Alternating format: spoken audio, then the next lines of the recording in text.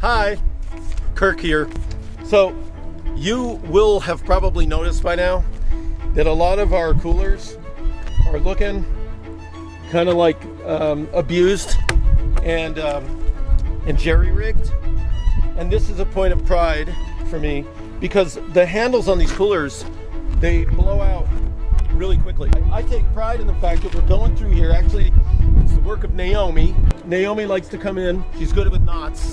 And she's the one that fixes all of our coolers and gets them ready to go out. So I just want you to know that when you see this, just consider that if we can get 5 or 6 years out of this, it's a lot better than just throwing it into the landfill. How many thousands of years before this thing disintegrates? Like 50,000 years? You know, so I don't want to be part of that. So I want to make sure that we get as much use out of these as we can.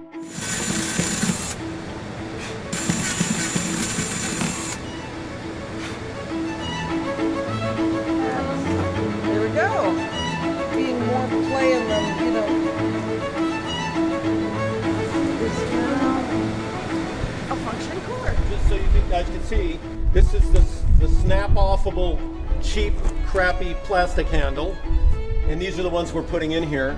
And they're strong, and they last, and they help the coolers last for a long time. So we get a lot of use out of them, and I don't feel like I'm just dumping them into landfill somewhere. So that's part of the Forager project. Keep reusing the coolers.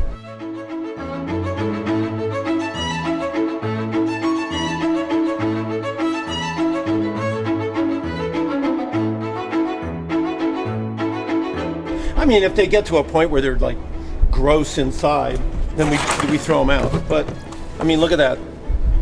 It's perfectly clean and white inside. And you know, it's got a broken handle. We're not throwing it out. We're drilling holes, putting rope on there, and making real handles out of it. I'm serious about reusing these and not wasting them.